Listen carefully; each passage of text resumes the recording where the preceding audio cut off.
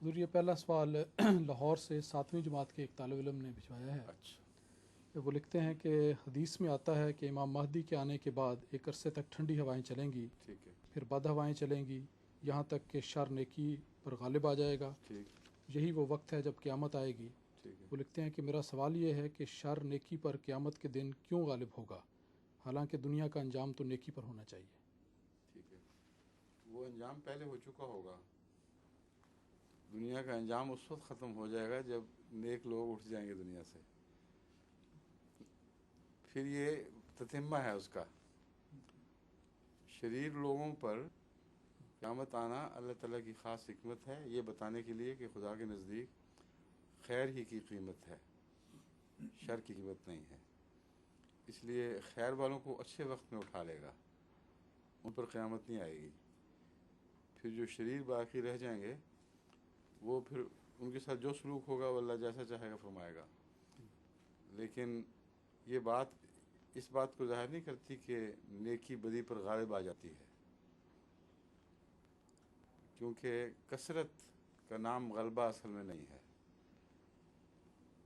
کثرت کے متعلق قرآن کریم ہر جگہ یہ بتا رہا ہے کہ اکثر وقت اکثر صورتوں میں کثرت ہی سچائی کی مخالف رہی ہے اور کثرت سے انکار کیا گیا ہے. دیکھنا یہ ہے کہ یہ غلبے کی نشانی ہے. اگر بدی کو عموماً یہ نسبتاً نیکی کے مقابلے پر یہ فوقیت حاصل ہے کہ وہ جلدی دخل کرتی ہے اور جلدی اپنی طرف کھینچتی ہے.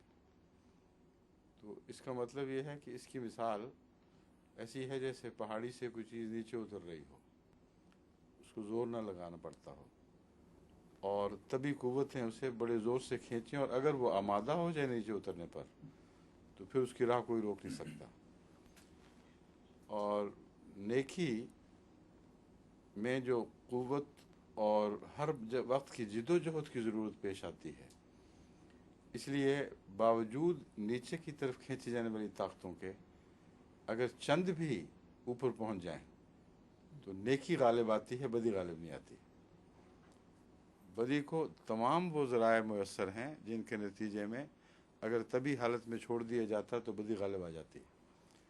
اس کے باوجود کچھ ایسے ہیں جو اس کے خلاف زور لگاتے ہیں اور انبیاء کے وقت میں ہر دفعہ ثابت کر دیتے ہیں کہ نیکی میں اتنی بڑی طاقت ہے کہ تمام بنی نوع انسان یا جس قوم میں بھی کوئی نبی پیدا ہو، اس کی اجتماعی کوشش کے باوجود اس کے کہ بدیوں کی عادت پڑ چکی تھی، باوجود اس کے کہ بدی غالب آ چکی تھی، پھر اس میں سے نیکی پھوٹی ہے.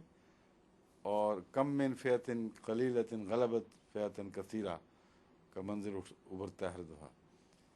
یہ غلبے کی نشانی ہے، ایسے غلبے کی جس کی قدر و قیمت ہے. ورنہ مٹی ہو جانا موت کا غلبہ تو ہے ہی ہے، ہر طرف موت ہی کا غلبہ ہے.